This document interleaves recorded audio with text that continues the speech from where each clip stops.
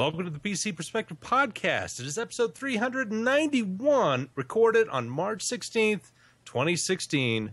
I'm Josh Walrath. I'm Jeremy Hellstrom. I'm Alan Malventano. I'm Sebastian Peak. And Alan did so nice. That we're not bringing Ryan and Ken back. Yeah, that switch to Sebastian was completely, blind. I had to, look. Oh, no.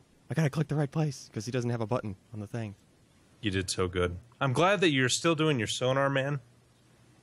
Yeah, this is when you're on the submarine. This is how you wear the headset.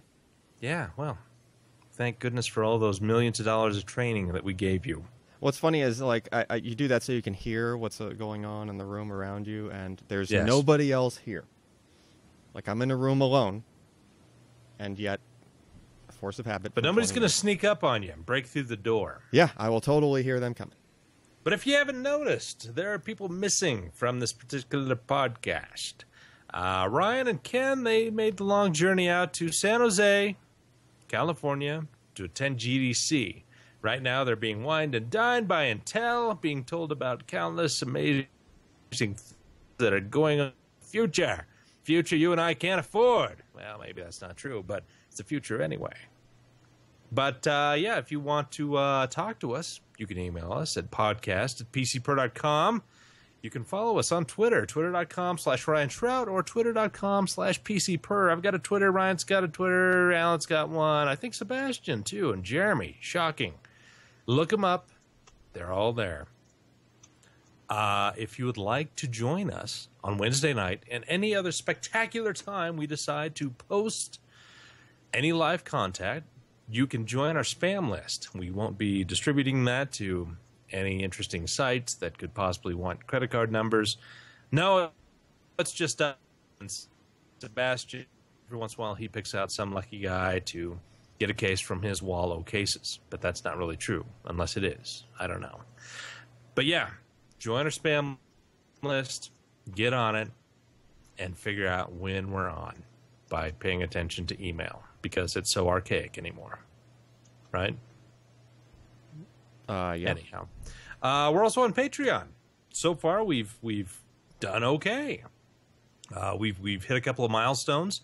The one thing we would like to do more is hit the next milestone and have more of a Q&A type video weekly session with you guys and the readers. We enjoy interacting with you. We'd like to provide more content, and this certainly would help us allow to do such and for your enjoyment. Patreon is a month-by-month payment system. I'm sure that some of you are familiar with it, and if you could, we appreciate the dollars and cents given to us, because it all builds up and it provides for a better overall site, some better payment for the writers, and some better content for you, the viewer. We appreciate those who have already subscribed, and we welcome those who are interested in subscribing.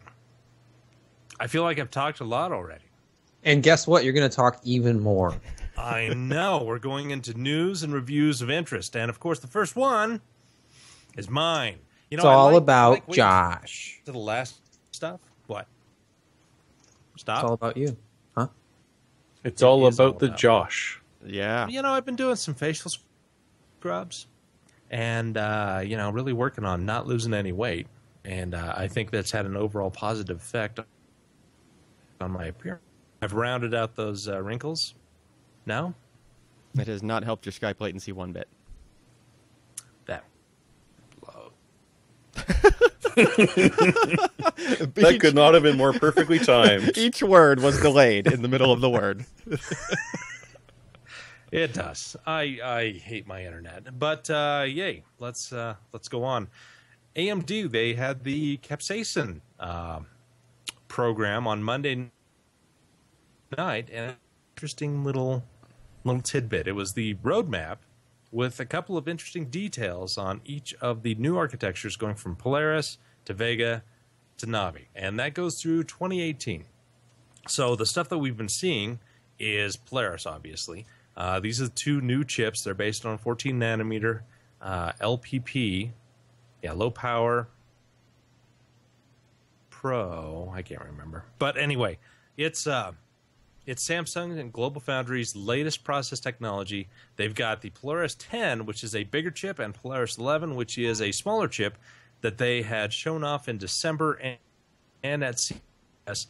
The 11, again, it's small, very power efficient. And then the 10, they showed running Hitman, the latest version, on DX12 at 1440p at a solid 60 frames per second. We don't know any settings. It looked like Hitman. It's running DX12. It's silicon that is actually running. But the interesting things, of course, were the roadmap. Vega is the next generation. And it's going to be apparently one of the first with HBM2. This is kind of a surprise to many of us, as Fiji was the first HBM1 product that was released last year, and this year's Polaris, and they mentioned nothing about HBM. Now, HBM1 has some limitations. It's still fast. It's latency. It provides about 500 gigabytes per second of bandwidth, but it's limited to 4 gigs. Now, when you're looking at multi-monitor and 4K solutions and some VR stuff and some of the latest games, which will push that 4 gigs, that's kind of being frowned upon by many VAD-in partners because they want to have at least 8 gigs, if not more. Now, HBM2 provides 16 gigs up to 32 gigs of memory in a pretty solid package that will be low power, high performance, but we're not there yet. Samsung has started producing HBM2, but we don't know on what kind of volumes. SK Hynix, which is the original partner with AMD to develop HBM technology, they're not starting production till Q3 of this year. So we're not going to see HBM2 products with Polaris as far as we know. It could just very well be that next year's Vega will be the first product that will utilize HBM. Now, I went to other kind of speculation about what we may see. I mean, certainly the interesting thing with Vega is HBM. Navi is a higher scalability and a next generation memory type. And they didn't say anything else about that. It could be HBM3, could be something else entirely. So I went into some speculation about what we may see. AMD is about trying to stay with smaller dies. Now, with the 14-nanometer process that we're seeing, so far we have not really seen a large monolithic ASIC of any type. They've all been under 200 millimeter square. Most of them have been maybe a max of 120 millimeter square. We look at Intel and their 14-nanometer products, and until here in a couple months when they're releasing the new Xeons, we haven't seen anything more than like 130 nanometers squared on their 14-nanometer process. It kind of seems like these new processes, all being very efficient and very dense, they're not very conducive to making big chips effectively, whether that's yields, bins, power across the entire chip. I don't know. We don't have any of this information, but it seems like they're focusing on smaller chips and more of them to be able to get the performance they want. Now, with CPUs, it's not as big of a deal because AMD got 28 nanometer, Intel's got 14, and we haven't seen the big, 40 meg cat 24 core Xeons yet, and that's probably going to be here in a couple of months. But Intel has billions to spend on process technology and getting these chips out. AMD does not. NVIDIA does not. TSMC, Samsung, GlobalFoundries, I mean, all of them together can put together some good resources, but it's not the same as what Intel can do with their product. And frankly, their 14-nanometer process had problems, and really only now have things been kind of improving for them. And there's somebody yelling in the back of my room. Are you guys still there? Yeah. Oh, we're here. No, it's not the voices in your head. When we can my hear wife comes back and catches my doing something really, really naughty because the screaming starts. I started to try and figure out who that was that had the background thing and try and pot them down. Maybe it was Sebastian's or something, but no, it was yours. And that would be my wife. She did very, very well. I couldn't just pot you down while you were talking. It kind of, No. You could have. We could have just, Just don't tell him. Yeah. I'm quietly move on while he's still talking. I'll share this later with her. But anyway, so it seems like they're focusing on smaller chips. And the problem with that is that you're not going to get these top-of-the-line performance that you could get with 28 nanometers, where you can produce a 600-millimeter square chip like Fiji nearly was. We have known for a while that interposer technology is not just memory. You can do multiple chips on an interposer. And I think Brent Briarwood, I can't remember his name, he's a guy from AMD back in 2012, when we were talking about interposer technology, he talked about being able to place very, very disparate chips on a single interposer and have that work a unit. So, for instance, you may have one portion that doesn't need to be a smaller process technology. It can be like an RF type or an analog converter type chip that can be a higher process, but you've got also some compute that needs to be a smaller. Now, instead of trying to spend all this time getting everything to work on one process node, you can utilize a more specific process and how it's worked for each individual section, and then put them all on this interposer and have a high-speed, low-latency interconnect between them, and be able to get that to work as a whole a lot easier and more effectively than to take all the time and just get it all on one chip.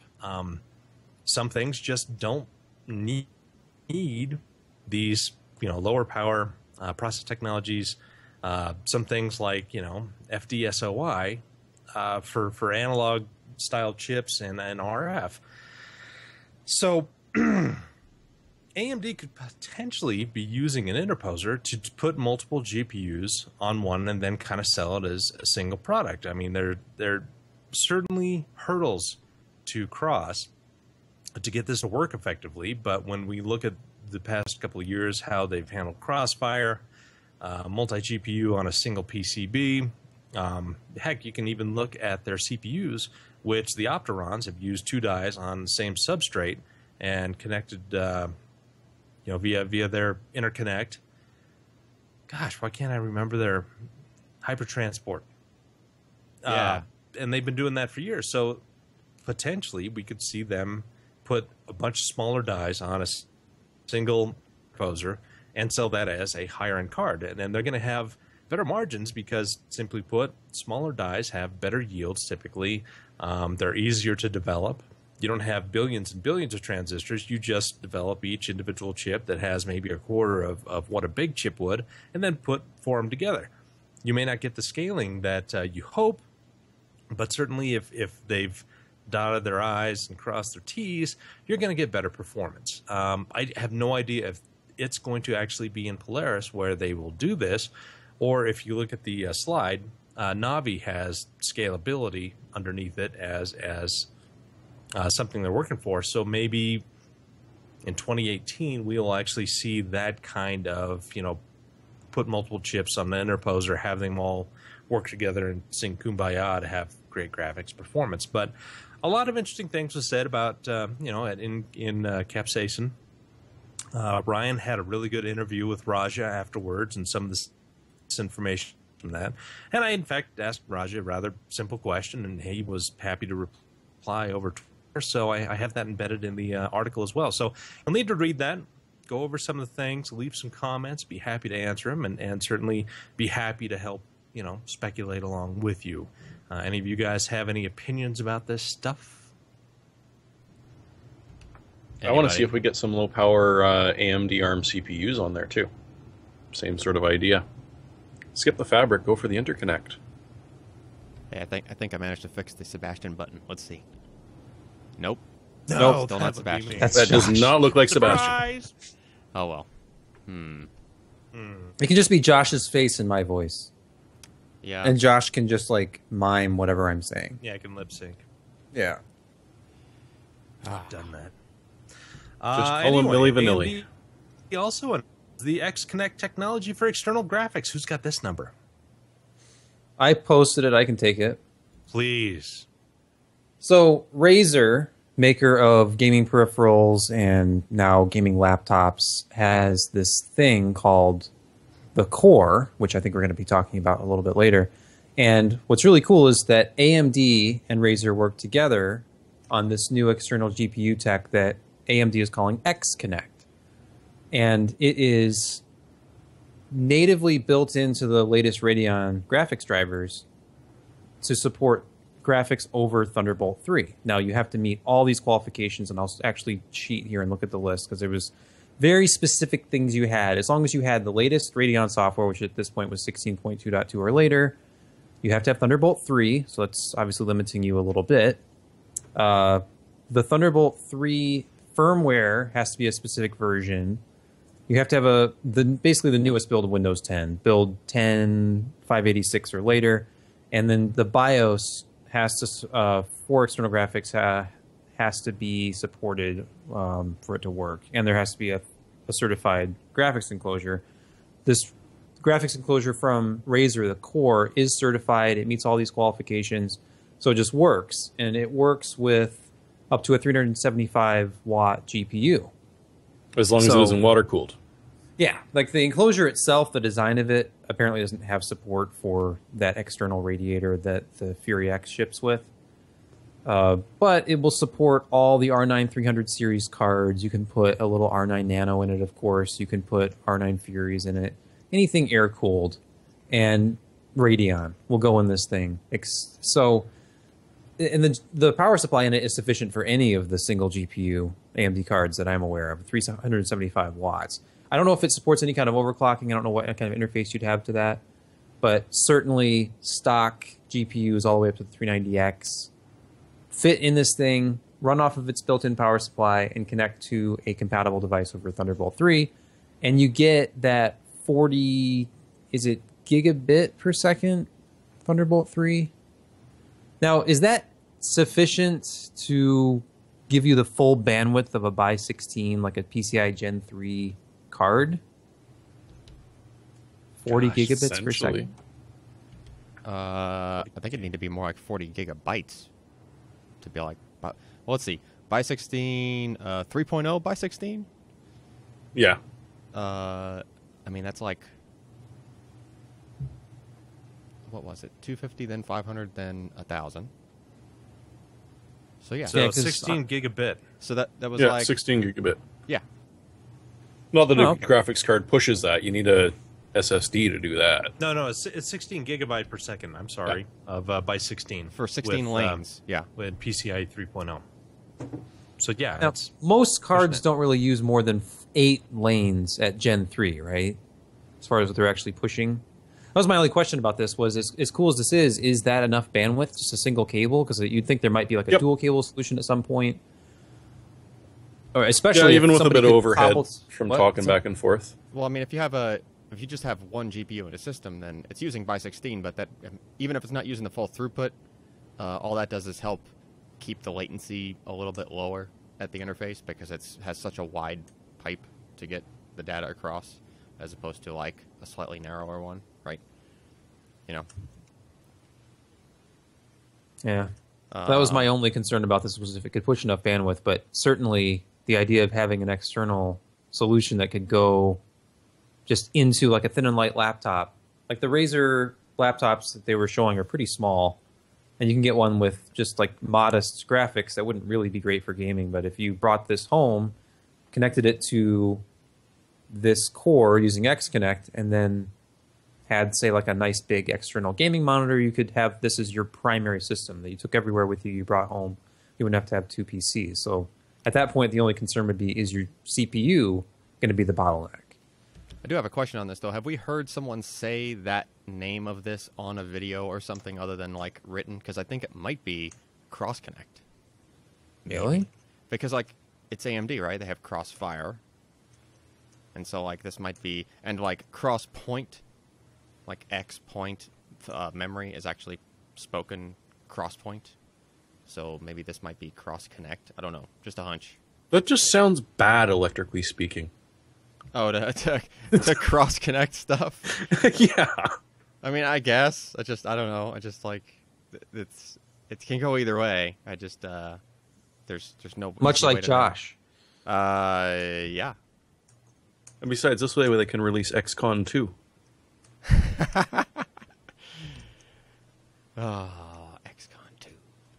Oh, and hey, next up, we had a related story to this.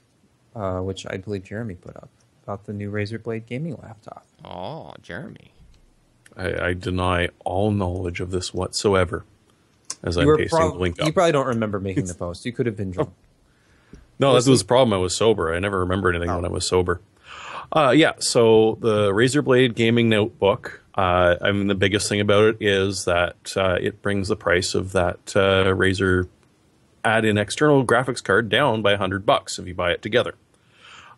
It's pretty much an iteration of the last one that we saw go through.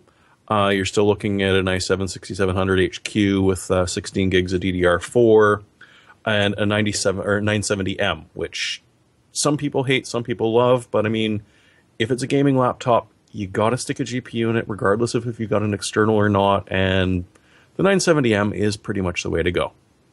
Apart from that, it's a 14-inch display with 3200 by 1800. So it's got the nice wide.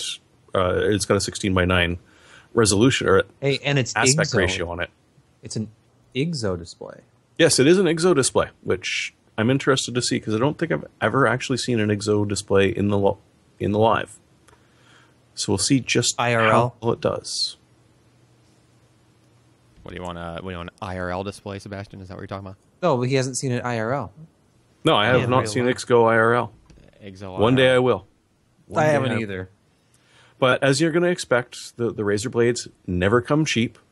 The price difference is actually based on the SSD that they're using, which is either $2,000 for a 256 gig PCIe SSD or $2,200 for the 512.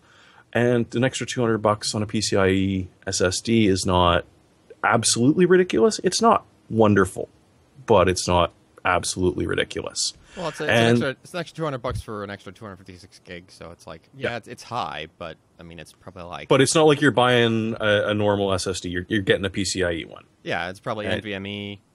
Yes, all that stuff. Yeah. So I mean, it hurts, but it could hurt in a good way. As I mentioned, since it is compatible with the new Razer Blade dock, it does have a full-on USB Type-C 3.1, which is compatible with Thunderbolt 3.0.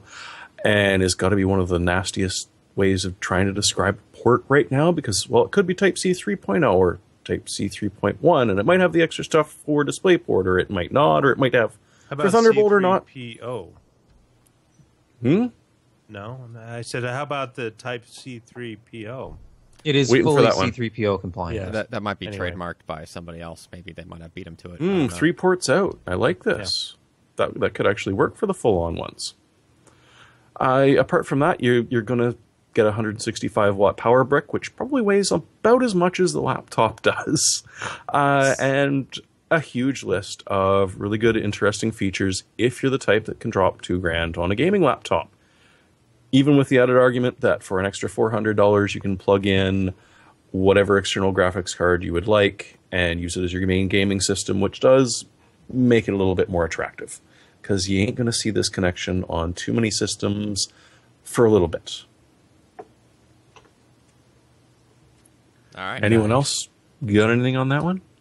I got no. I guess the only question, kind of from comments, was if they could have released it with maybe a lower powered GPU, but then you run into the argument like, well, what if somebody just wants to use this as a dedicated gaming laptop? Then the 970M is a good option.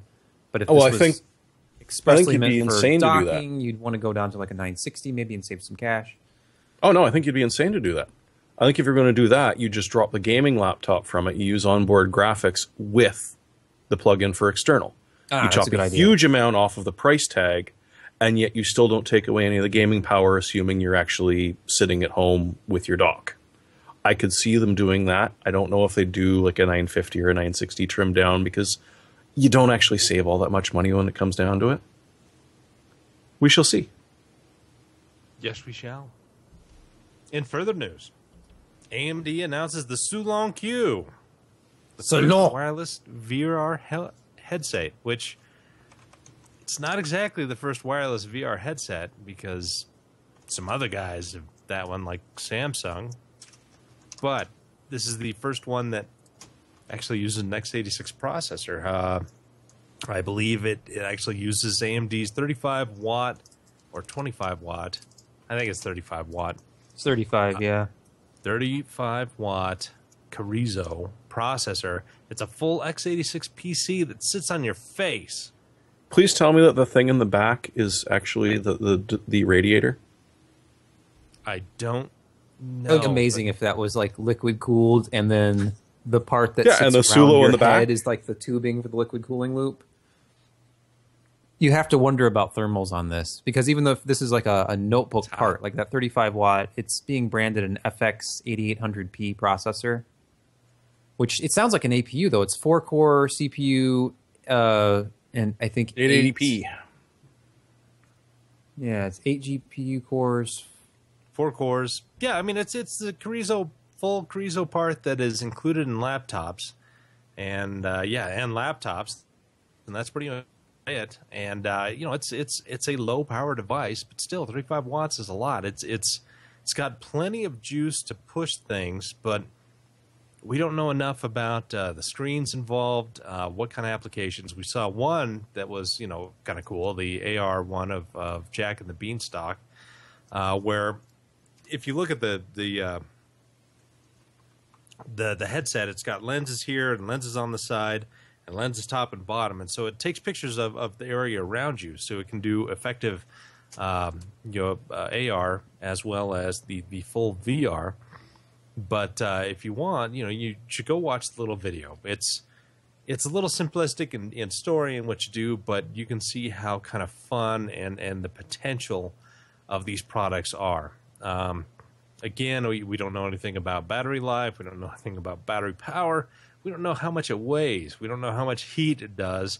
We don't know if you have to sing "Get on My Face" and tell me that you love me to get it to turn on. I don't know these things. Hey, it uses experimental forehead cooling technology. Head on, apply directly to the forehead. Just pumps its heat directly into Sulon, your head. apply directly. If you look to at the specs, forehead. though, like this thing would be an impressive machine on its own. It's got a 256 gig SSD, 8 gigs of RAM, a 2560 by 1440 OLED display, 90 hertz, and built-in like 3D audio, which I'm assuming it's projecting like around you. So, I mean that chip with that low of a power, like to maintain 90 frames per second, that seems can't possibly be that complicated, right? Like what you can do it, but you're going to have very simple graphics as compared to what you're going to see on Oculus and others, where you've got to have a really mean machine being able to push out 90 frames per second to keep that up. This really seems more geared towards AR than VR, as far as horsepower. Yeah, more geared towards AR than VR. So like more along the lines of like having an overlay of cool stuff over the right, which is that the demo that I watched, the Jack and the Beanstalk demo. That's more AR. Like it's using the room, but then there's like this beanstalk that kind of appears so from don't the stick floor. googly eye stickers over top of the two cameras, as much as it would look great. All right, but still, it's a cool little product. They're breaking some new ground, and certainly it is leading us to worlds to come. Just how well it's going to do, how well it's going to be accepted, and what kind of software we're going to see for the Sulon Q. Also, the releases the dual-Fiji card. Radeon Pro Duo uses full 2 Fiji chips with 8 gigs of HBM memory in total. And they are targeting VR developers for $1,500. Who wants to grab this one? Not me. Seems a little pricey. It is. It's basically though you're getting professional. 2 nanos in this thing. If you look at the compute spec here, it's 16 teraflops. Each nano is just over 8 teraflops. I think it was like 8 point. Let's see. It says here 8.19 teraflops each. So. Originally, we had thought that the Fiji like X2 card was going to be basically 2 of these nanos, maybe even air cooled. We didn't know, but you're dealing with a little bit more sophisticated of like a liquid cooling technology here. You've got like dual blocks and some like a really thick looking 120 millimeter. I'm guessing 120 millimeter radiator with this. And a very aggressive-looking fan. so we have to wonder what thermals are going to be like. But this aesthetically, it's using the same industrial design as the Fury X. It just looks like a longer Fury X, like a standard reference length card. And you've got apart from those three 8-pin power connectors. Yeah, three 8-pin power connectors. Yeah, I'm thinking that thing might be kind of a space heater on its own. Well, that's going to be 300 watts easy. Well, when we first saw the photos, like, we were looking, and how many BTU is that? No, 300. Well, I mean, 2 nanos are around 175, so you have some really nice chips that can run at that level, and you probably clock them a little bit lower than the nanos. And yeah, you can do it. You can pull out that kind of heat. I mean, that's the same 120 watt kind of cooler that they include with the 220 watt CPUs, and that does perfectly fine with those puppies. So. I'm thinking this will be able to draw more than 300 watts though, because like even like 2 6-pin connectors can handle 300 watts, right? No, it's 225. Yeah, 2 6-pin. Yep. 6 pins are what? 75 each? watts. Yeah, so is the slot. 150 plus board power. Is 2 6-pins. So then what's 3 the max? 8-pins are like 400 watts. Yeah. You know, the thing is, like, if I can add, like, Josh mentioned the FX, like the 9590 CPU that ships with one of these big 120 millimeter rads, but I tested a 9590 and I moved all the way up to a H105 with full fans, and I still couldn't keep that thing from throttling under load if I pushed it hard enough. Like if I ran, Prime 95 on it or something, it would always throttle back on at least some of the cores. So you would have to think if it becomes like thermally constrained at all because of using just a single width loop, then you might have either is scaled back a little bit as far as clock speed, or it will throttle itself. But I guess we'll see. Plus, you could always do like push-pull fans, like mount this to an exhaust fan. Yeah, I mean, that rad is thicker than the card is. Like that is a it very looks like thick at least a 38 millimeter thick radiator. Yeah. And I haven't really ever seen a fan. Like the fan on it does not look like a typical case fan. It looks almost like a cross between a blower fan and a regular exhaust fan. I'm guessing it can move a lot of air. This is not really entirely meant for the average user, especially at a $1,500 price point. And people have asked them, like, I can get these nanos for $500. Why wouldn't I just get those? And they're like, well, you probably should. I mean, this is for people who want to do single slot type development, or putting these out to these universities, as well as working with CryEngine to just seed the marketplace and the future programmers these products so they can learn and the industry and start applying the things they've learned there. So it's going to be a pretty hot card, I imagine, and it's pricey, but it's going to be interesting to see how many they actually sell into the consumer market space. There will be people who will buy it. I mean, people buy Titans. So yeah, but it's more aimed towards the VR professional. So anyway, are we ready to go on to the next one? Yeah. Who watched this video? I did. Do you want to talk about it? Do you remember anything from it? I don't remember any of it, but I watched the video. Oh, okay. It was a good video. Yeah, well, Ryan had the chance to sit down with Razer Koduri after the Capsaicin event, and they, snuggled up in a nice little corner stall and got all comfy and cozy on the couch and fed each other. It was all very heartwarming and a wonderful thing, but they actually recorded it, and Ryan asked some pretty good questions. They talked about moving past CrossFire, which I kind of described in using the interposer multi-chip modules. They talked about how they're moving towards smaller GPU dies, and we don't know if this is a physical limitation with 14 nanometer process where it just doesn't work well with big GPU dies, or if it's just kind of a conscious decision by AMD to say, hey, let's invest in these smaller products. Let's do them right. Let's get them out faster instead of getting these huge monolithic things, trying to troubleshoot them, getting to work, and then struggling with the found to get them fabricated. And I think that again leads into the interposer and multiple chips on a module. HBM2, talked a little bit about that and where it's sitting and how that relates to next generation products, where it may sit with current stuff. Well, not current, but at least Polaris. And there's just a ton of information there. It's about a 12-minute video. They talk about many things. They seem to be having a good time. Raj is always a good guy to talk to, so you want to check that out as soon as you can. All right. All right. Who wrote about the 1080? This guy. That guy. It seems like there's only 2 people writing here anymore. Yeah, and Josh. Why is that? Oh, wait, you wrote something. Never mind. Sebastian, tell us about the potential next GPU from NVIDIA called the GTX 1080.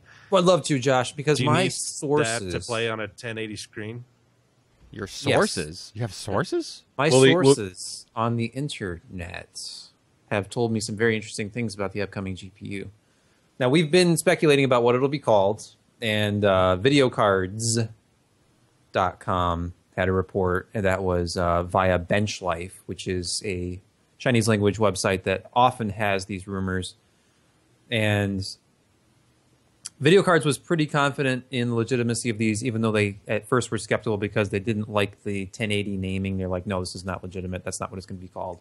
So they're calling it the 1080/1800 GTX card, which they think will be launching May 27th. That's the BenchLife report.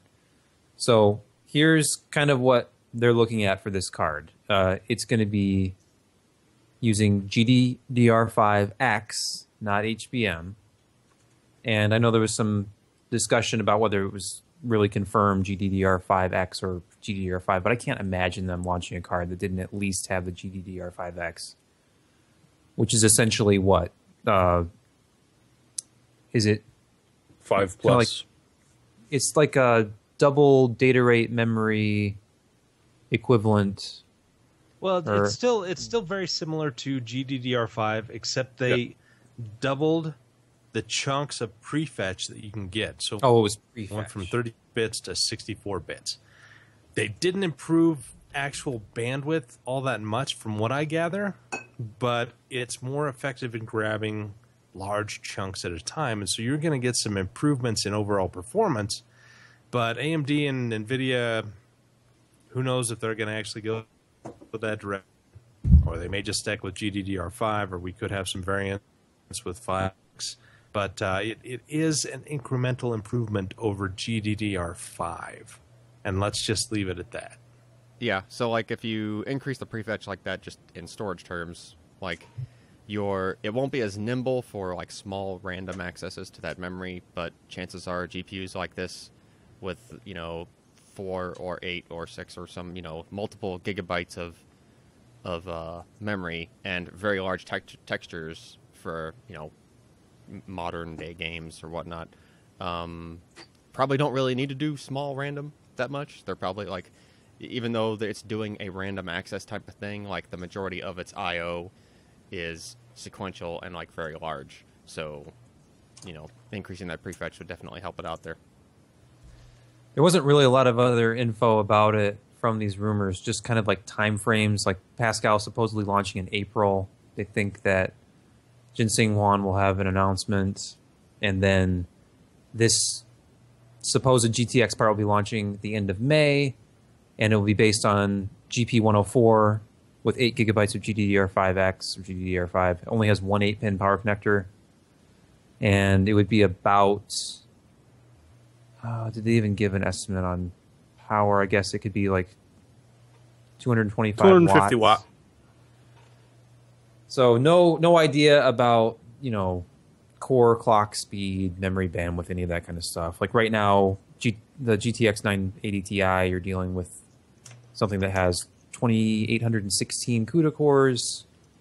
It's got 384-bit memory bus, 250 watt part. So you would think the move from 6 to 8 gigs of memory makes sense. 256-bit bus, but very few details about this. Just that it's coming, and we'll be hearing something soon. I hope that the GTX gets the P designation, and when they come out with the GT models, it'll get the I designation. Does anyone remember 1080i? Interleave and progressive scan. Trying to forget. Interleaving. Are you talking about HD DVDs, Yep. Jeremy? Inglorious 1080i. Mm-hmm. Wait, HD DVD was 1080i? I thought it was 1080p, but No. No, I thought it was 1080i. yes, That was the limitation. It didn't have the same there wasn't as much capacity, and it was lower. No, it was 25 gigs, and people were able to adjust it and still do 1080p. I True didn't story. think the HD Really, DVD I players own output an 1080p. HD DVD player. It could do it. They had the big limitation. Sorry to go on a segue, but Maybe they updated it after the But they fact, had right? the big limitation was sound. The chat is saying it was 1080p. Oh, shit. You're right. It was the sound, too, wasn't it? The sound, okay, the uncompressed audio definitely was an advantage to Blu-ray. But I think it was more just like an industry standards thing, like which movie studios went to what, and then Sony ended up getting enough that HD. Because they had like DTS Plus and Dolby Yeah. Digital. Right, Plus, DTS but they couldn't do the True full Audio. DTS and the HD Dolby. It's Dolby True Dolby HD and HD. DTS Master Audio, I believe. Yeah, yeah, Which is uncompressed. Yeah, It's 24-bit, just didn't have enough 48 space. kilohertz audio. yeah. Oh, the good old days. Anyway, yes. Long live HD DVD. MSI, they shipped the Vortex cylindrical gaming PC for high-end spec. For high-end specs. It's the PC built for Exactly, high-end for specs. the Hey, high-end Josh, the last specs. time you thought about building a high-end gaming computer, you were like, hey, you were in the bathroom. It's where you do most of your thinking. And you looked over at the bathroom trash can. You're like, why don't I put all of my components inside of that trash can? Wait. Somebody did this before. It could Somebody work. did this before. I thought, yeah. Yeah, and then they overclocked it with a water cooler system into the reservoir of the toilet. It was a thing. Oh, Wait, you just, all you just, without what's the leaving the thing? you just keep bathroom. flushing it, right? It's like, I want my game to go faster. Hey, that bathroom, that water is cool. You know, the Yep. tank, and it just sits there. It sits there doing nothing all day. Put that bathroom tank to work. And as a side effect, you get a warm toilet seat. It seems perfect. It's a to me. win-win. Listen, win people pay situation. a lot of money for toilets that can have like preheated seats. So Yeah, like a lot. So you get it for free? Yeah. well, no, you got to spend $1,500 on the Pro Duo, but Overclock your toilet, folks. So amid cries that this is an overpriced machine, I would challenge you to find a way to build something this small with anything that you can find off the shelf. So unfortunately, when you have something that's very, very customized like this, using a custom PCB with a Z170 chipset that somehow fits inside of a 6.5 liter enclosure and houses two full-size GPUs that are all mounted to this center-mounted, very Apple Mac Pro-esque cooling system where you have like a heat sink in the middle that's triangular and the parts are all mounted around it, and you have like this fan that pulls the air up from the bottom and out the top. So there's a lot of engineering involved, and you can get one of these at full retail for $21.99. These are $2,200 computers, and that gets you a Core i7 6700K, 16 gigs of DDR4 memory, SLI GTX 960s, and like helps pay for the legal fees when Apple sues them. yeah, I think the external look of this isn't anywhere close, but I mean that cooling system, I don't know if they have any patents on that or not. If it's Apple, of course, they probably attempted to patent every part of the process as they went along, but this thing is 10.5 inches tall, and it's about 7.5 inches across. So it's very small. It would fit pretty much anywhere. Anywhere. And they don't skimp on storage either. Like I was looking at the storage. One of the storage options is called Super RAID. And Super RAID consists of 4 256 gigabyte PCIe Gen 3 by 4 SSDs. Yeah, no one's ever done that before. Wait a minute. 4?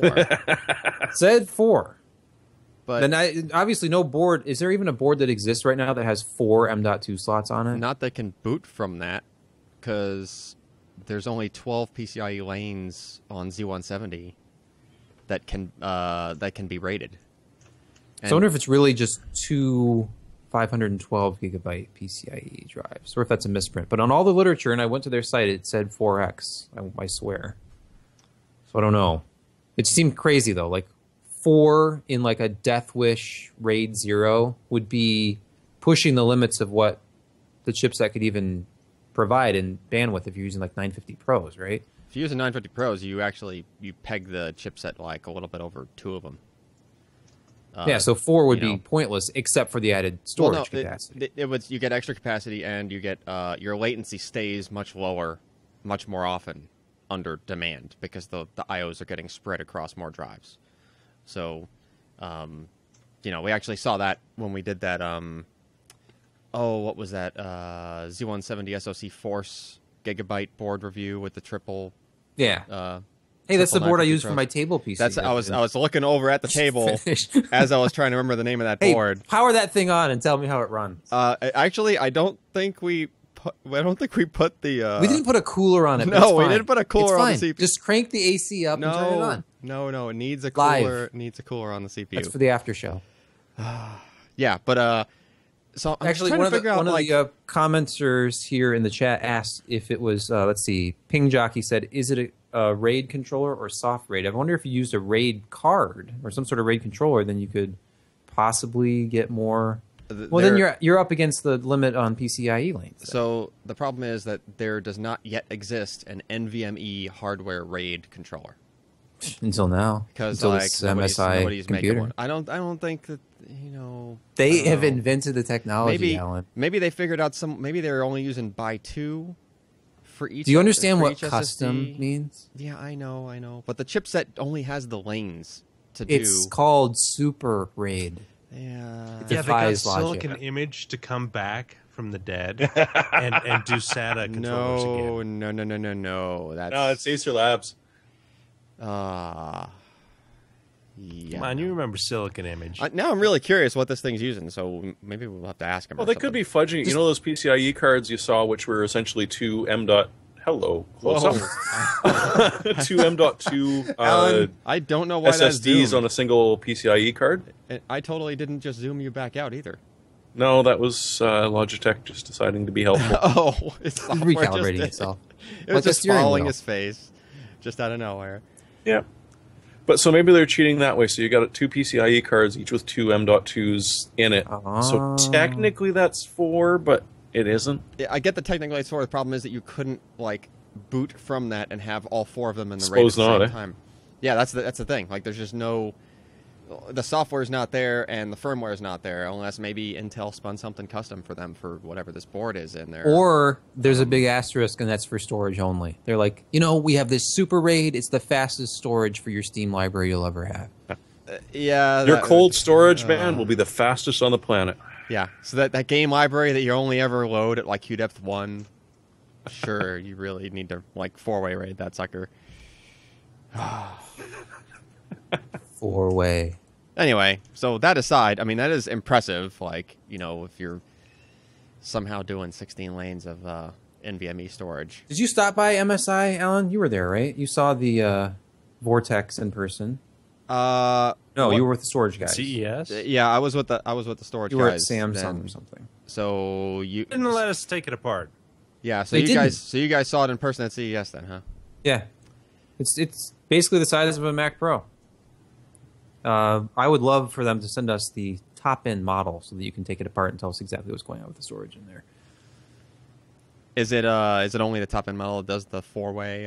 I'm not sure. You might be able to order it with that. The pre-configured ones on Amazon and Newegg were, I think, you had to get the $4,000 model to get the top-end stuff. Huh. Then I think it's safer for us to just ask them what they're doing. Just tell them to send it. We might give it back. Well, let's move along. Are you finished? Are you done?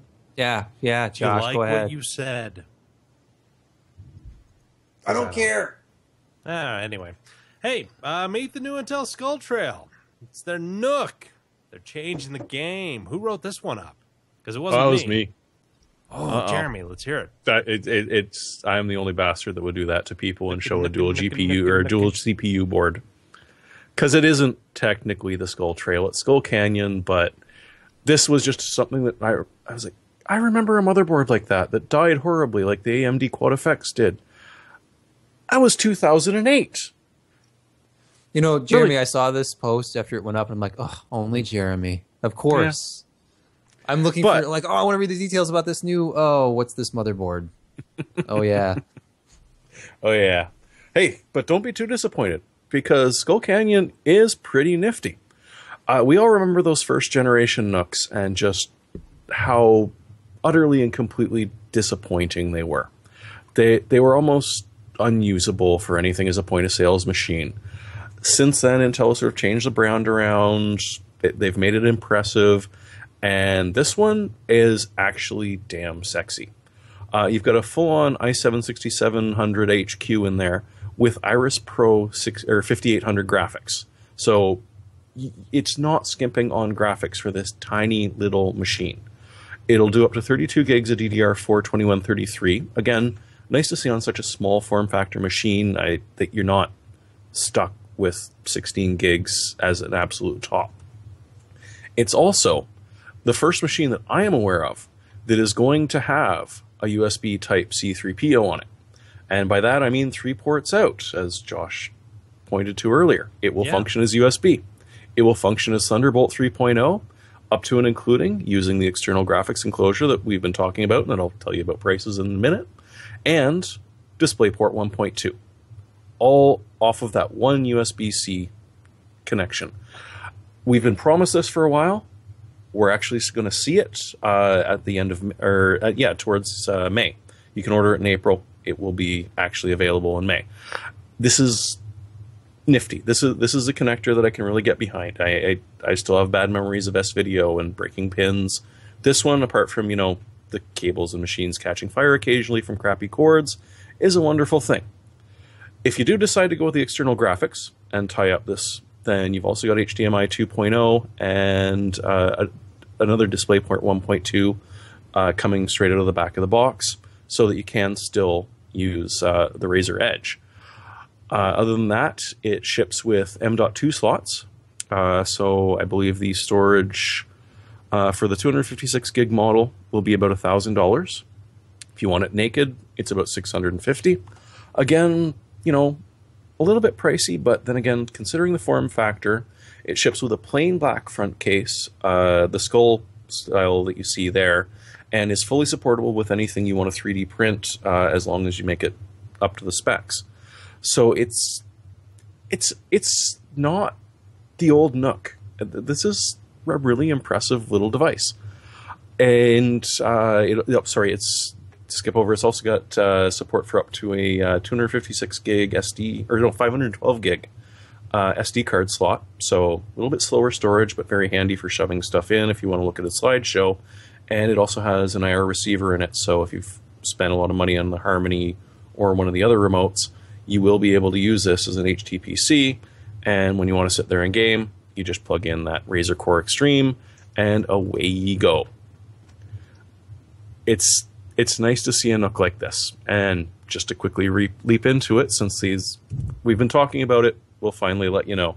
So the Razer Core that we've been talking about, the external GPU enclosure that will handle any modern GPU short of a water-cooled ones, essentially, is going on sale very soon, and it's going to be $500.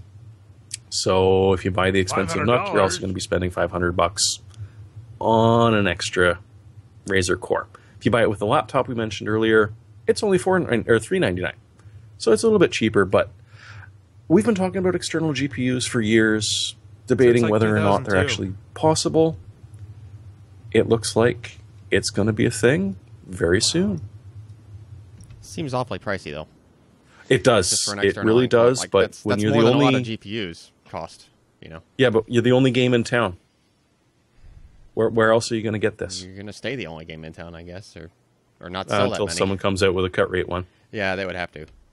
Because honestly, it's kind of in that Apple accessory pricing range. Like if you go to an Apple specific, like Mac Mall or something, and look at external Thunderbolt anything, prices on those enclosures are outrageous. You can spend $300 on just an empty, like 2-bay PCIe enclosure or more. There's like $500 ones, I think, for 2-bay that don't come with any drives.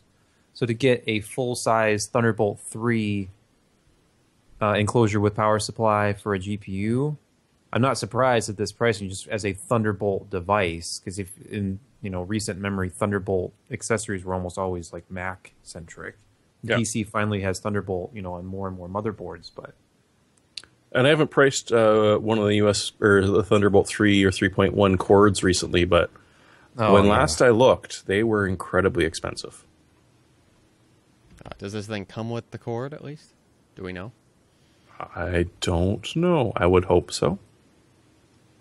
With a little bit of Razer branding on it.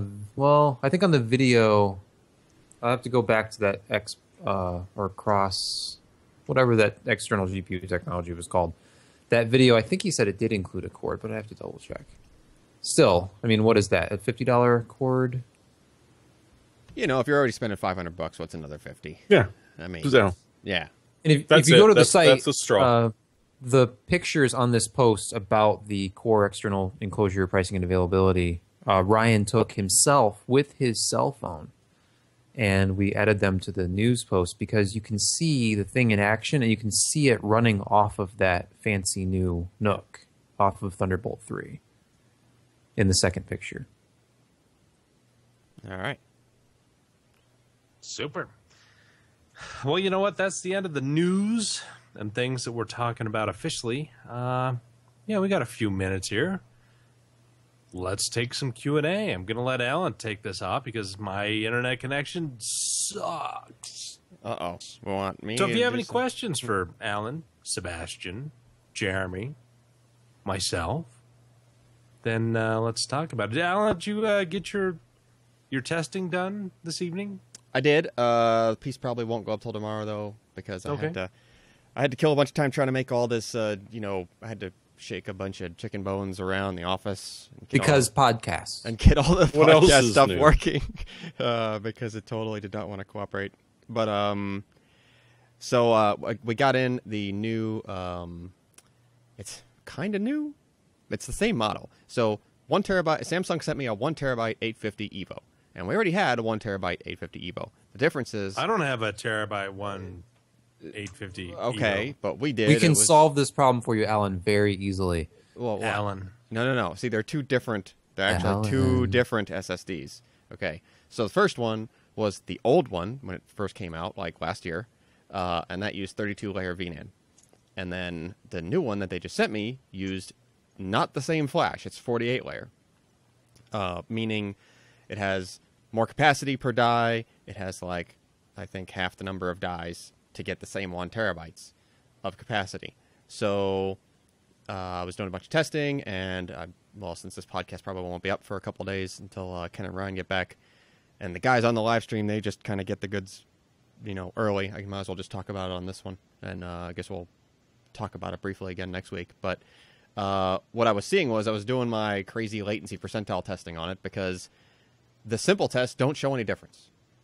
So basically, sequential reads, sequential writes, ADDO, just simple kind of tests. There's really hard to see differences there.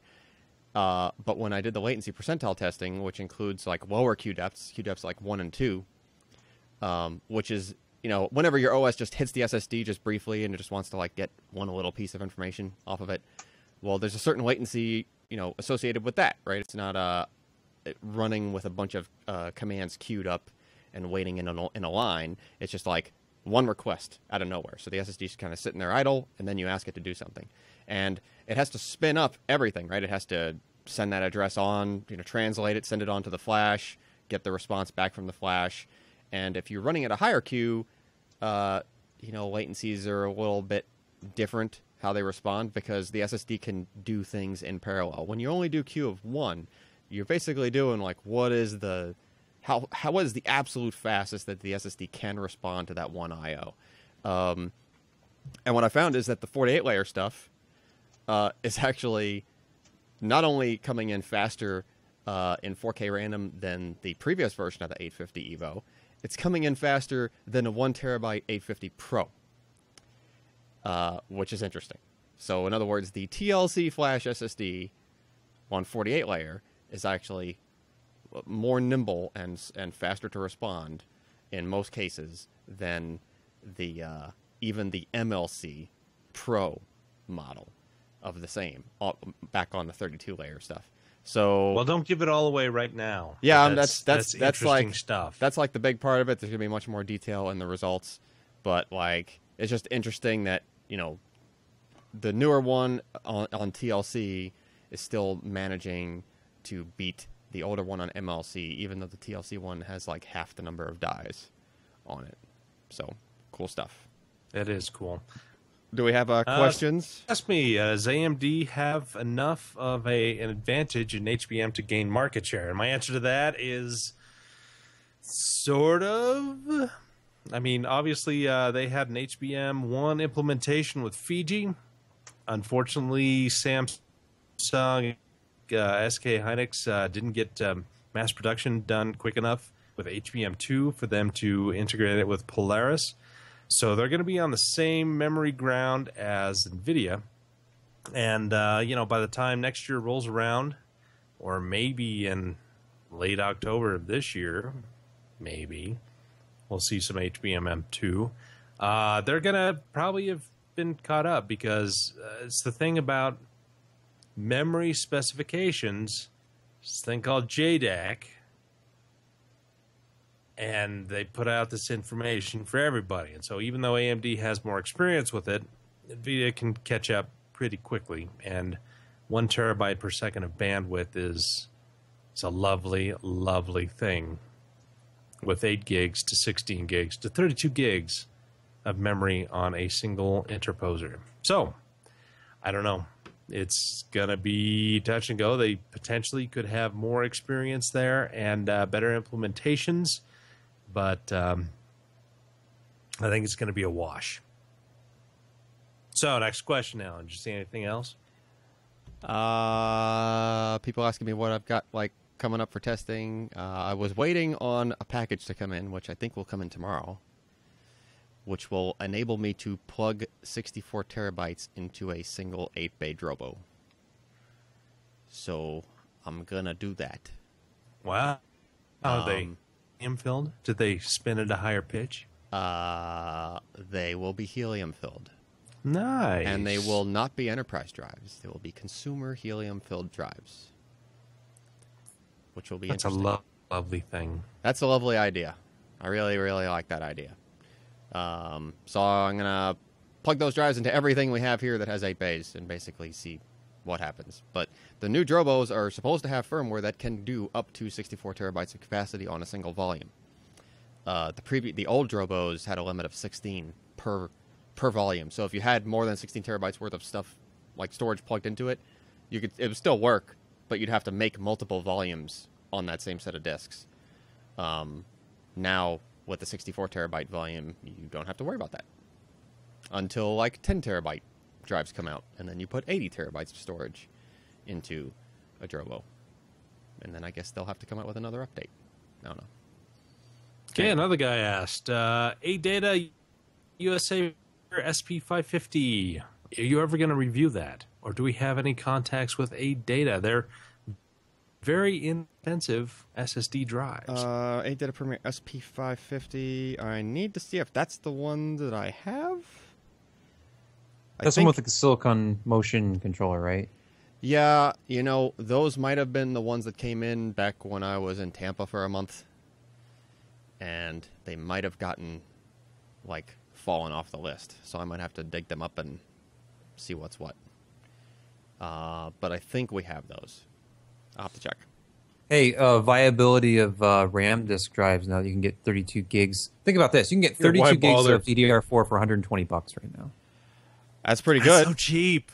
I was looking on Newegg earlier. I'm like, are you serious? $118.99 on I think it was on Amazon. $119. Yeah, it's pretty cheap. But 4 8-gig sticks. Reliability of RAM disk drives, they're only as reliable as your power. Viability. Like viability? Applications that use them, like for scratch disks and things. I mean, it's kind of a pain. You have to have something that runs at startup, and it has to pull all the data off of somewhere on your SSDs, presumably. Hopefully SSDs, because if it's hard disks, it's gonna take you a while. Bird of Night asks, but is there a RAM disk drive that can host that RAM? What if you loaded everything off of a RAM disk onto another RAM disk? Onto another RAM disk? Well, then when the power goes out, you really... No, just plug it into a UPS. It'll be fine. Oh, yeah. Yeah, it'll be fine. You never, your system never blue screens or spontaneously reboots or anything. Absolutely not. It never happens. That's not acceptable. That's not reliability. Not even when he hot swaps his CPUs. Yeah, it's true. It's true. The monitor is always on. I don't know what you mean by this blue screen thing. Like, the monitor light is on. I run my system headless. I don't need to worry about blue screens. Things like that. What else? What else do we got? Who else? Anybody else ask anything that I missed? If somebody asked something recently. What is the future? What is the future? Oh, wait. What is the future of RAM in the next year or two? Prices are going down. Yeah, it's super cheap memory. I mean, 2x8 gigs for $50. I think a special I saw today of DDR3 2400. I don't need any RAM, and I want RAM now. Like, no, I just posted that today. They were talking with the guy from, I believe it was Nanya. Yeah, the president of Nanya is saying the prices have dropped 20 to 30% over this year. I popped on Camel just to grab one particular good example, which was 32 gigs of Corsair Vengeance LPX DDR4 2666, which launched at the very affordable price of... Come on, load ya. I'm kind of wondering what's going to happen over the next couple of years with RAM in general, given that the Crosspoint stuff might be coming down the pike. Oh, there we go. So it launched at $639.99. It is currently retailing today for $169.99, which for 32 gigs of RAM is not bad. And so he's expecting to see the same sort of price drop unless the competition picks up their game a little bit, which could well happen now that Micron's recovered from the little oopsie. Hynix, Samsung, if they start cranking it out, we could see 25 to 40% drop. This is a wonderful thing.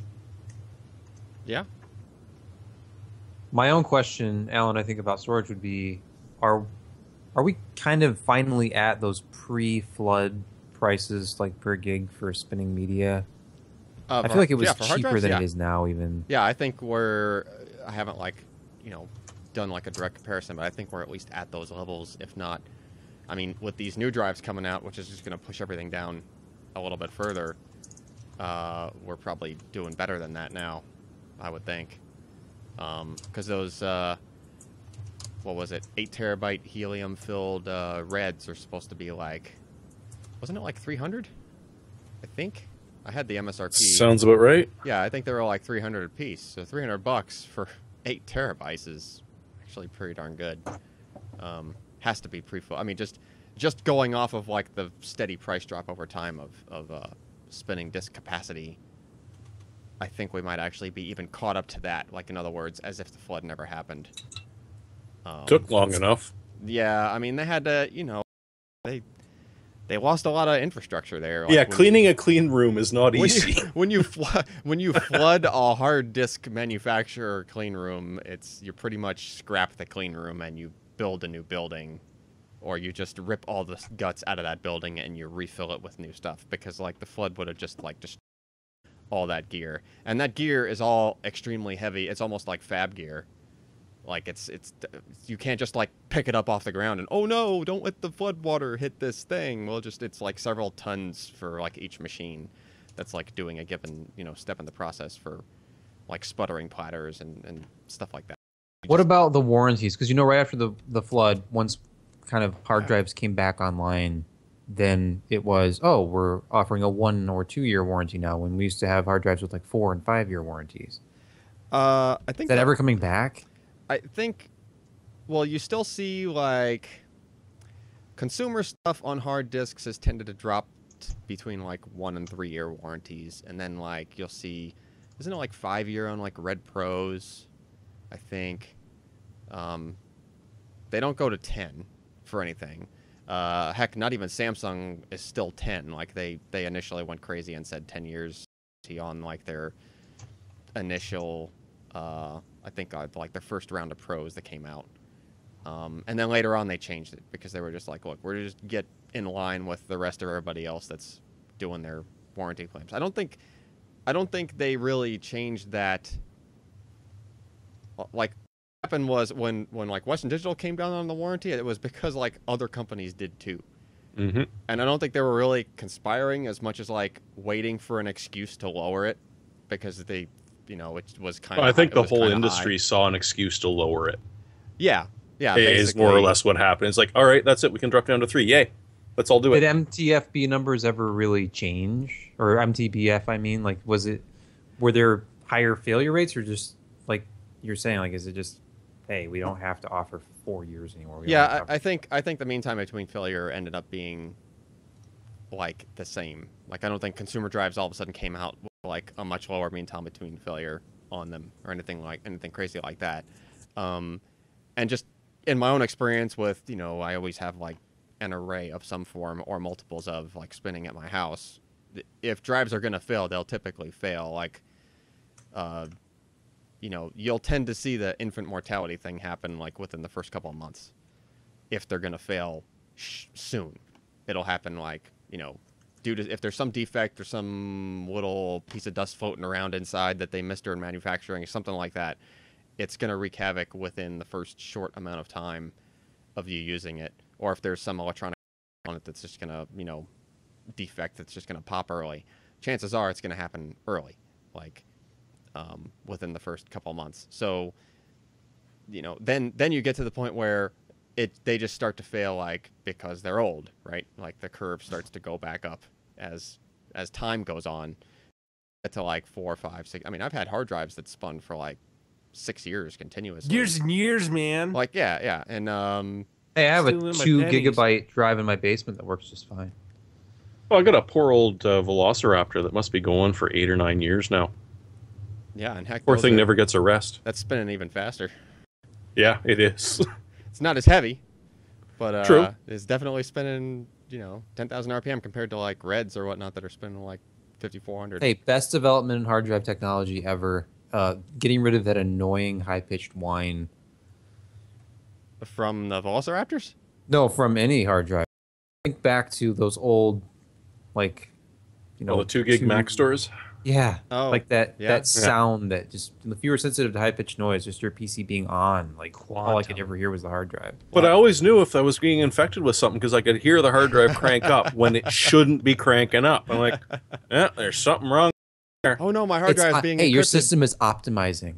Yeah, it's the auto defrag. No, the Velociraptors, if you have a sensitive ear for it, they still have a bit of a squeal to them, but that's just because of the speed of the discs. Like 10,000 RPM is just going to give you like a relatively high pitch, you know, out of the discs. But yeah, I'll have to see how this helium thing pans out. I'm gonna, as soon as they show up, I'm gonna run like one of them through all the test suite and just do like a 1-to-1 comparison between like a 6 terabyte red and a 8 terabyte helium red, and just see what the differences are, like power consumption, if I can get the thing to cooperate. To measure it, stuff like that. But then I'll start, you know, making everything 64 terabytes, basically, and see if it works or if it breaks or whatever. Cool. What else we got for questions? Or are we done? I think we may be done. We're what, an hour and 15 minutes or so? Hour and a half, even. Oh, cool. Yeah, close enough. Because we started exactly on time. Of course, we always do. It wasn't too bad. I started turning the knobs like a half an hour before we were supposed to start. And It takes some people a while to warm up. oh yeah, that's one way to say it. Oh, Friction warms you up, Alan. But where we? yeah, we have hardware software picks of the week. Yeah, we got to do picks of the week, right? Yeah. All right. So anyway, Ryan. Ryan He has a pick. picks nothing. Well, he's not here. He doesn't. Thank you. Yeah, he doesn't get to pick anything. good day to you, sir.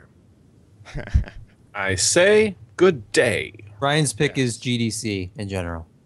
Yeah. I guess. So he's getting wined and dined and liquored up. We'll see what happens after that. Jeremy, what you got? Donate to our people. Get them out of jail. Yes. Yeah. So a couple of the commenters poo-pooed this. I am still very happy with this. We finally have a quantum dot monitor. Philips just released the first QLED display. The name just spills out 276E6 ADSS. But it is kind of boring in that it's not the most beautifully designed stand. It's 27-inch 1080p display. But it's QLED. So you get 99% of Adobe RGB, which is significantly bigger in this standard sRGB that you're looking for $300. No, it is not the best thing out there on the planet. It doesn't have variable refresh. It's not 4K. It's not ultra wide. But it's a professional level color gamut being displayed for $300. And it's brand new technology. And I want to see what the high-end ones are like. Because instead of having to pay a crap load for a fancy white LED so that you can get proper color display, you can throw whatever the hell you want behind there, but use a quantum dot laced film over top of it, which is what actually blocks the light or lets it through, gives you the proper whites, blacks, and all of the various colors. Hell, you might even actually see cyan on this thing. It's interesting, and this is the very first one that's come out. Guaranteed you will see a lot more of these come to the market, especially at the prices that they're offering for such a large panel. It's going to be interesting to see, because as I said in the title, this is going to be the year in the monitors. I mean, the 20 million to 1 contrast ratio that this thing has is going to get blown out of the way by the HDR monitors we're going to see coming out. 5K might be interesting, might not be for some, but there's just so much other adaptive sync. Like this year, save your monies, upgrade your monitors. With quantum dots. Didn't Samsung talk about quantum dot at last year's CES, like CES 2018? For backlights for consumer TVs? Yeah. Yep. I mean, that gets talked about a lot on and off for consumer. Because they were talking like HDR and their quantum dot, like that might be how they're getting their wide gamut. You can do that with backlighting too, but you can. Yeah, but it's more expensive. Yeah, I think that's what the problem is. So I think like it might actually be in some just consumer sets already. It's just like they kind of don't make that big of a deal out of it for some reason. Like, Fair point. I don't know why. It's just, granted, it's just a layer that's behind blue LEDs, right? Yep. Isn't it?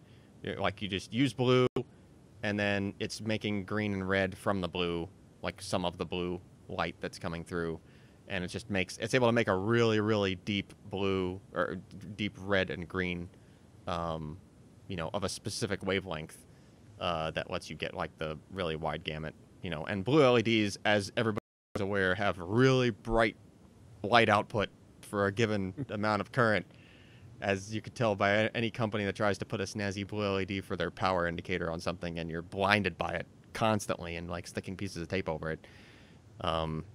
I really wish those companies knew what a resistor was, because they could just stick it in line with that thing and like maybe make it a little bit dimmer. It just, anyway. Yeah, like I don't think it's like a a thing that ends up on a spec sheet of a lot of these sets. Like, I don't know why. I think they just say, oh, it's UHD or whatever the markers that they're using. Like, because they'd much rather sell you on the yellow pixel that they've added.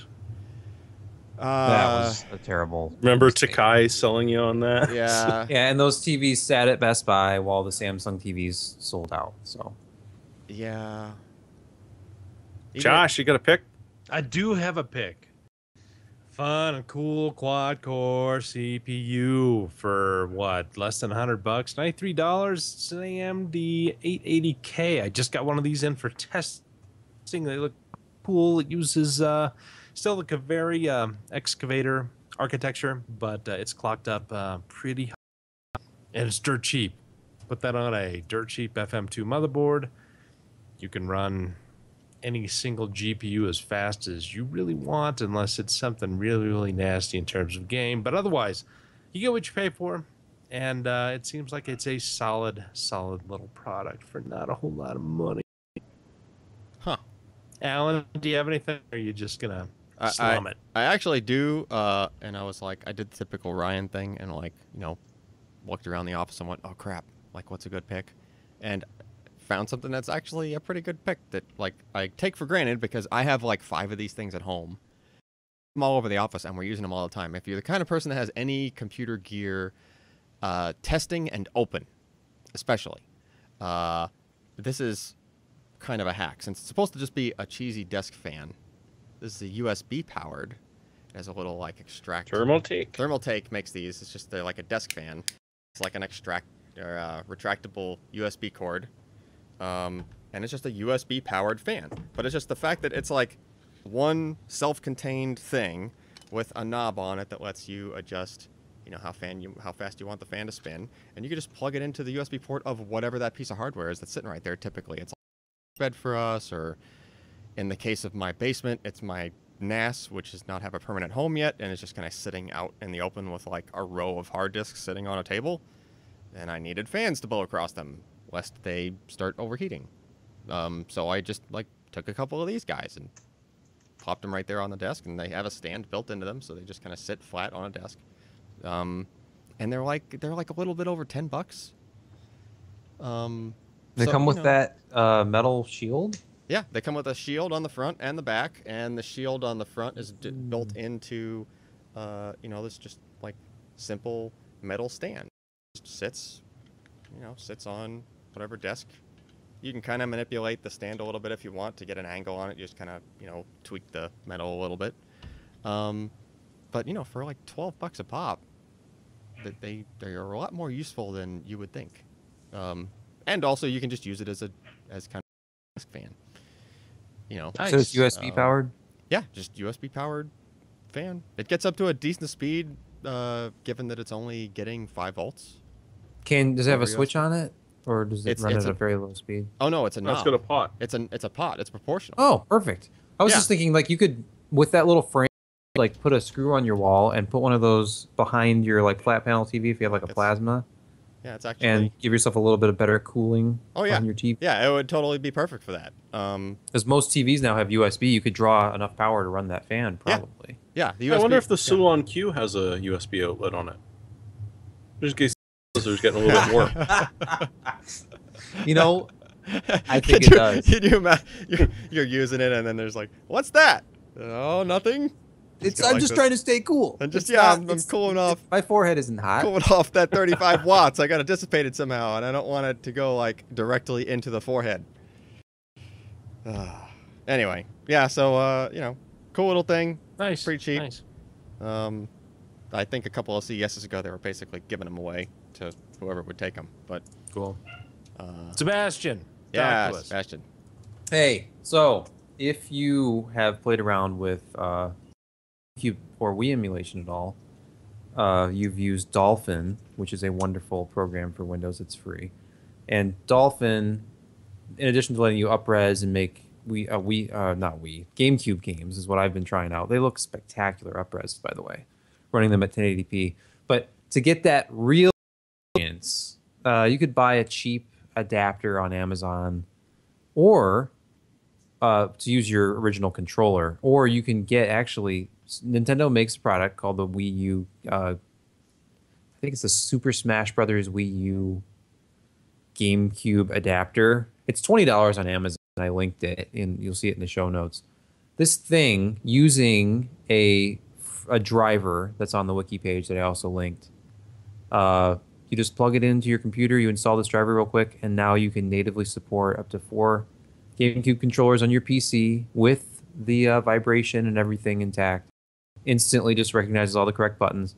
And then you can use Dolphin to up-res the games so that you don't have to have a Wii U. You can play any of those old GameCube titles up-res, and they look absolutely fantastic. I tried out Zelda Wind Waker because, of course, Wii U has a HD edition, and I can make mine look basically the same. There was some changes shading like for the shadows that they did for the Nintendo one, but mine runs at 1080p no problem, looks fantastic, 60 frames a second. Same with any of the other games I could drag out of my basement, like All-Star Baseball 2004 looks phenomenal. It looks like a 2007 PC game. So anyway, $20, play around with it. Dolphin's free. These things are very handy if you have these games and do not want your children to destroy them, because then you could just emulate the whole thing and it'll look better. Absolutely. Nagus in the chat says, is it illegal? No. If you own the game, I'm talking only using the GameCube discs that I own, and buy their adapter so I can use the controller on my TV, and I'm just using Dolphin to play the game instead of my GameCube, which I also own. So I don't believe that's a violation of fair use at all. Well, I mean, the only time it gets in a gray area is like if, I don't know. I guess technically it's a gray even if you own the stuff, but I think it's that no one's ever... Do we ever really own anything anymore? No one's going to ever enforce that. If you Apparently not. I mean, if you own all the stuff and like, what, somebody knocks on your door like, ooh, what do you got, and... It's like, look, I'll hook up the GameCube to my TV in the living room and show them how bad the output composite cables on my GameCube, because I'm not one of the fortunate few who has a component out for that, which, if you can find it, is outrageous. Like literally $100 for this cable for the GameCube on the aftermarket, like used. And that's not even Monster. Yeah. So monster prices. To be able to actually view these games at whatever internal resolution you want is fantastic. I'm sure Nintendo would rather you buy a Wii U and rebuy these games, but I don't want to. Wii U. Very Plus, nice. I can use my PC. I can justify having it, even though I rarely have time for games. Yeah, who does? Anyway, that's our podcast. It lasted longer than we expected, which is probably a good thing considering the people involved. Know what I'm saying? Right. You can find this podcast and more at pcper.com/pod. You can find at twitter.com/Ryan Shroud or twitter.com/pcper. And with that, we are finally finished with this very, very painful episode 391, recorded on March 16th, 2016. I'm Josh Walrath. I'm free. Jeremy Hellstrom. I'm Allyn Malventano. I'm Sebastian Peak. And with that, I'm going to wish you a fond good night, because there's something calling, and I think an animal made a really bad mess behind me.